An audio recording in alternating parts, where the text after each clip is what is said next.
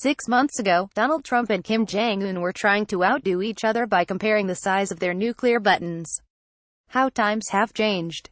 The announcement earlier this week that CIA Director Mike Pompeo had met with Kim Jong Un and confirmed that North Korean denuclearization was on the table was a massive development. This was followed Friday by a North Korean announcement that it would be abstain from nuclear weapons and missile tests and would be shutting down its nuclear test site at Punggye. Momentum for the announced Trump-Kim summit is building, as are the expectations that a real breakthrough is possible. It is almost as if a peace race has broken out. Everyone watching would do well to take a deep breath.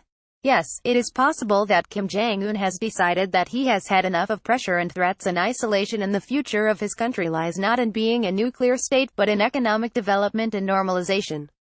We know little about Kim's actions and even less about his thinking, so no one can or should rule this out completely, yet there may be a more obvious and logical explanation for what we are seeing. Kim launched his recent charm offensive after a series of unprecedented, strident, and inflammatory statements by President Trump. The prospect of fire and fury, destruction like the world had never seen, and armadas streaming toward North Korea all set the world on edge. There was serious and widespread concern that the nuclear and missile tests by the North, and Trump's disruptive style of response, could lead to an unintended or accidental war or even to a nuclear exchange. Reports that the Trump administration was seriously considering a bloody nose conventional strike to warn Kim off of any planned aggression were rampant in Washington. When Victor Cha, widely rumored to be the Trump administration's pick for U.S. ambassador to South Korea, came out against such a strike publicly, he was reportedly dropped from consideration. South Korean officials and public began to worry more about the United States launching an attack than about Pyongyang, a remarkable sea change in opinion. Thus began Kim's seduction of the South. Kim agreed to a joint Democratic People's Republic of Korea team for the Pyeongchang Olympics, and then sent his sister and the DPRK cheer team to attend the opening ceremonies. Since then, Kim has played the more reasonable negotiating partner, stating that he wanted to meet with Trump, who accepted, that he would not object to U.S. military exercises that were then scaled down, and now that he would not only suspend nuclear and missile tests but would shutter his nuclear test site. All of these steps walk back from the brinksmanship that has marked Kim's approach since he assumed power with the death of his father, and contrast him with the U.S.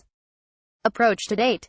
Trump and his administration have bragged that they have given up nothing to get to the table with Kim, not surprising, since North Korea has wanted direct high-level talks with the United States for decades, and that the maximum pressure campaign would continue until North Korea took real irreversible steps to eliminate their strategic WMD programs.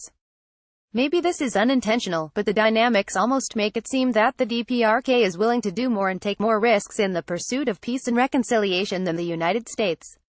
As such, it puts the U.S. in a very disadvantageous position should the summit fail to achieve a dramatic breakthrough, as most analysts believe. Negotiating full elimination of North Korea's nuclear and missile capabilities under effective verification will take months, and implementation years. So, if the U.S. refuses an extended diplomatic process, as seems likely given Trump and National Security Advisor John Bolton's past statements, then the DPRK will be in a good position to paint the United States as the unreasonable party, while that may not sell in the United States, where even if President Trump is mired at 40% approval ratings he still presumably outpolls Kim Jong Un in trustworthiness. I'm not aware of a poll that has actually checked, but it is a reasonable guess it will sell in South Korea and cast the U.S. as again the aggressor who is putting the South at risk. This vulnerability of the American image in South Korea is a remarkable turn of events, and one that the United States needs to take more seriously. The mismanagement of the U.S.-ROC alliance, as evidenced by Trump's move on trade tariffs and to try and charge South Korea for the deployment of missile defenses and bomber flyovers, has cost the U.S. much of its popularity and public support in South Korea. North Korea may be trying to exploit this opening, both with its charm offensive, and with its rolling announcements that cast it in a better and more positive light than the one cast on the United States and Donald Trump. The Kim dynasty has long sought to undermine the U.S.-ROC alliance and put itself in a better position to dictate terms of cooperation and even subjugation to the South. This may be just an updated play from the historical playbook. We should all support Donald Trump's decision to pursue negotiations and abandon threats and bluster.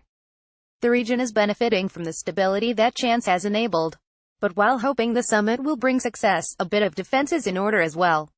not being blamed for the summit's possible failure is part of ensuring the summit is a success for our security, regardless of whether DPRK moves are sincere or cynical.